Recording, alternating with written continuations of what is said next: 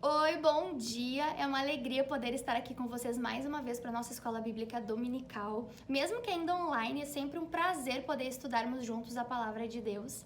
Nesse mês a gente tem estudado o livro O Cristão Ateu. Hoje, no quarto capítulo desse livro, nós vamos ver o tema Quando você crê em Deus, mas não na oração. O autor do livro ele traz uma ilustração muito pertinente para esse ponto desse tema sobre oração. Ele conta uma história de que certa vez um pastor, ele pediu para que a igreja dele orasse para que Deus fechasse um bar da vizinhança. Então a igreja ela se reúne e levanta um clamor a Deus para que o bairro fosse liberto dos malefícios daquele bar. Semanas depois, um raio cai sobre o bar e não sobra nada, apenas cinzas do bar. O dono do bar, ao ficar sabendo desse clamor da igreja, ele, mais que depressa, ele abre um processo contra a igreja e no dia da audiência, quando está o pastor, o juiz e o dono do bar alega que o bar dele foi atingido por um raio por conta das orações dos membros da igreja. O pastor então recua, E ao mesmo tempo ele admite que a igreja ela orou, mas que na realidade ninguém esperava que alguma coisa realmente fosse acontecer. Então naquele momento o juiz, com uma cara meio de divertimento e perplexo, ele fala o seguinte: não posso acreditar no que estou ouvindo. Tenho na minha frente um proprietário de bar que acredita no que Deus pode fazer através da oração e um pastor que não acredita. Essa ilustração, ela nos faz perceber três coisas. A primeira, nós crentes duvidamos do que Deus pode fazer. A segunda coisa é que nós crentes oramos muitas vezes por meras formalidades. E a terceira coisa que essa ilustração nos faz perceber é que os ateus creem mais na oração do que nós crentes. Antes de entrarmos na nossa lição, precisamos desromantizar um pouquinho a oração. A oração ela não é um desejo natural por conta do nosso pecado. Ela se torna uma luta constante na nossa vida diária e a gente precisa admitir isso. A gente muitas vezes ora apenas diante de uma necessidade, de uma circunstância, de algo que a gente deseja pedir muito para Deus. Mas não é algo por um impulso ou um desejo natural da nossa alma. Nem é algo incontrolável a ponto da gente estar no trânsito e sentir uma necessidade absurda e incontrolável de conseguir orar. A gente precisa admitir isso. A gente luta constantemente com querer orar. A gente precisa também admitir que a gente tem dificuldade de orar como a gente deveria orar. Porque simplesmente a gente não entende o porquê de orar. E o primeiro ponto que eu queria trazer aqui para vocês é por que orar? Em 1 Tessalonicenses 5,17 diz assim: orem continuamente. Devemos orar porque a Bíblia manda a gente orar. Em Filipenses 4,6 fala: não andeis ansiosos por coisas alguma, mas em tudo pelas orações e súplicas em ações de graça apresente seus pedidos a Deus. Devemos orar porque é remédio para a nossa alma. E o terceiro ponto do porquê orar é simplesmente porque Jesus orava. O Deus homem, aquele que era santo e sem pecado, sabia que não poderia abrir mão da oração. Então eu pergunto, quem somos nós para vivermos sem a prática da oração? Mas talvez a gente se pergunte, tá bom, eu entendo o porquê orar, mas como orar? Existem duas formas de oração: a oração dos fariseus e a oração dos salmos. A oração dos fariseus é aquela reprovada por Jesus. Ela é uma oração exclusivamente de desempenho perante os homens. Os fariseus eles oravam nas praças públicas com um tom de voz alto, faziam longas orações com palavras mais difíceis e eles apenas tinham o intuito de dizer que oravam. Agora, a oração dos salmos, ela é uma oração sincera de alguém que rasga o seu coração diante de Deus, sem se preocupar em se expor diante de Deus. Aliás, os salmos, eles são um modelo bíblico de oração para a igreja. Ali a gente encontra um verdadeiro raio-x da nossa alma. Os mais variados sentimentos, dor, ira, lamento, felicidade, só que todas elas, ao final, elas têm algo em comum, que é a confiança na soberania de Deus. Por isso, quando for orar, procure transferir o foco de si mesmo para Deus.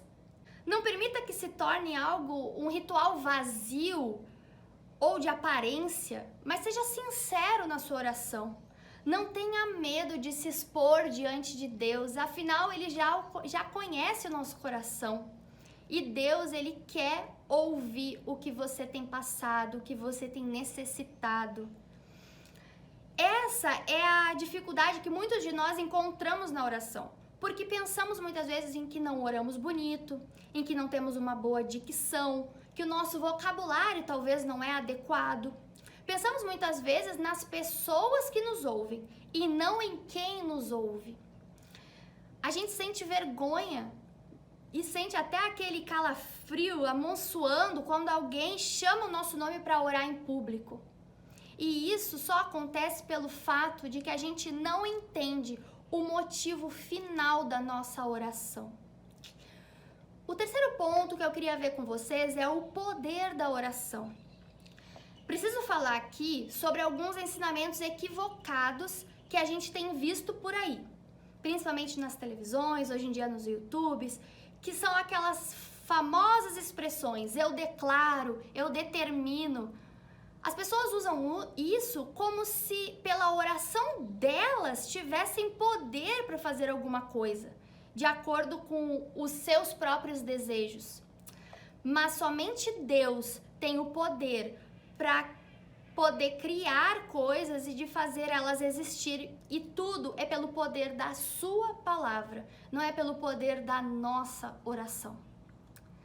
O poder da oração não está naquele que faz, que declara, que determina, mas e muito menos no tom de voz que ele ora. Ele não está na repetição que muitas vezes as pessoas utilizam, mas ele está em Deus, que em tudo faz de acordo com a sua soberana vontade. Às vezes, Deus não muda as circunstâncias diante das nossas orações, mas Deus nos muda diante das situações. Esse é o poder que experimentamos na experiência da oração. É quando Deus não muda as coisas que pedimos, mas Ele muda o nosso coração angustiado, atribulado, irado, sem fé muitas vezes. E assim suportamos as circunstâncias inalteradas. Aliás, essa é a experiência dos Salmos, conforme eu citei antes. O salmista, em algumas orações, ele sempre inicia com o coração atribulado, mas diante da oração ele experimenta a paz, ele se sente seguro e ao final ele consegue descansar no Senhor. Um exemplo que quero mostrar para vocês é o Salmo 86. Nele vemos uma súplica pelo socorro de Deus. O salmista, no Salmo 86, ele começa pedindo a Deus para inclinar os seus ouvidos porque ele está passando por uma situação de dificuldade, uma angústia. Acompanhe comigo o início desse salmo. Inclina os teus ouvidos, ó Senhor, e responde-me, pois sou pobre e necessitado. Guarda a minha vida, pois sou fiel a ti. Tu és o meu Deus. Salva o teu servo que em ti confia. Misericórdia, Senhor, pois clamo a ti sem cessar. Alegra o coração do teu servo, pois a ti, Senhor, elevo a minha alma. Tu és bondoso e perdoador, Senhor rico em graça para com todos que te invocam. Escuta a minha oração, Senhor, atenta para a minha súplica. No dia da minha angústia, clamarei a ti, pois tu me responderás. E agora, no meio da oração, ele louva a Deus e experimenta o amor de Deus. Acompanha comigo. Nenhum dos deuses é comparável a ti, Senhor. Nenhum deles pode fazer o que tu fazes. Todas as nações que tu formaste virão e te adorarão. Senhor, glorificarão o teu nome, pois tu és grande e realizas feitos maravilhosos. Só tu és Deus. Ensina-me o teu caminho, Senhor, para que eu ande na tua verdade. Dai-me um coração inteiramente fiel, para que eu tema o teu nome. De todo o meu coração te louvarei, Senhor meu Deus. Glorificarei o teu nome para sempre, pois grande é o teu amor para comigo. Tu me livraste das profundezas do Sheol. Os arrogantes estão me atacando, ó Deus. Um bando de homens cruéis, gente que não faz caso de ti, procura tirar-me a vida. E ao final, o resultado é de consolo e confiança em Deus. Olha o que o salmista diz. Mas tu, Senhor, és Deus compassivo e misericordioso, muito paciente, rico em amor e em fidelidade. Volta-te para mim, tem misericórdia de mim, concede a tua força a teu servo e salva o filho da tua serva.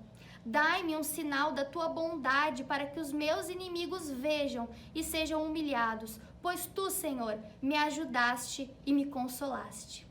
Esse é o poder da oração. É quando nos colocamos diante de Deus como salmista, com o coração angustiado, quebrantado, mas que diante da oração conseguimos descansar no Senhor e entendemos que às vezes Deus não vai mudar as situações ou as circunstâncias que estamos vivendo, mas Deus vai nos moldar conforme a sua vontade. O quarto ponto que eu queria ver com vocês é orações respondidas e não respondidas. Poucas coisas são mais gratificantes do que a gente ver Deus respondendo às nossas orações. De fato, a gente fica muito feliz depois de ter orado por algo e isso ter se realizado. Mas e se Deus não se apressa nem um pouco em satisfazer os nossos caprichos, os nossos desejos? Qual é a nossa reação? Murmuração, choro, desânimo. Aliás, a gente tem que pensar o que temos pedido a Deus. Porque os nossos pedidos revelam muito do estado dos nossos corações. Algumas razões pelas quais não recebemos o que pedimos é porque pedimos mal. Em Tiago 4,3 diz isso. Quando pedem, não recebem, pois pedem por motivos errados para gastarem seus prazeres. Uma oração não respondida, ela nos lembra que a oração ela não é uma fórmula mágica em que a gente faz X ou Y e Deus realiza Z. Em vez disso, ela é uma conversa íntima e sincera com o Criador do mundo, com Deus. Jamais a gente vai entender por que Deus responde sim para algumas coisas, não para outras, por que Deus faz determinadas coisas na vida de um e não faz na minha. A gente nunca vai compreender isso. Nós, na maioria das vezes, a gente ora por motivos egoístas. E é muito fácil a gente cair nessa prática, porque somos tentados a crer que a realização dos nossos desejos nos fariam muito mais felizes e muito mais realizados. Então, pensamos que os nossos pedidos são um bom pedido de oração. Mas apenas Deus conhece os motivos para a gente estar pedindo por algo ou por alguma coisa. Porém, você pode pensar que tudo que você faz é certo, mas tenha em mente que o Senhor julga as suas intenções. Deus conhece os motivos mais profundos do seu coração. O que precisamos entender é que o nosso modo de viver também importa quando oramos. Embora sejamos justificados por Deus pela fé e não por obras, a eficácia das orações costuma estar vinculada à santidade das nossas vidas. Em Tiago 5,16 diz assim: portanto, confessem os seus pecados uns aos outros e orem uns pelos outros, para que serem curados. A oração de um justo é poderosa e eficaz. Em Salmos 34,15 diz assim: os olhos do Senhor voltam-se para os justos e os seus ouvidos estão atentos ao seu grito de socorro. Mas o principal motivo para as nossas orações é sabermos que se pedirmos algo contrário à vontade de Deus, Ele, em sua misericórdia, não nos dará o que desejamos. Em 1 João 5, 14 e 15, diz exatamente isso.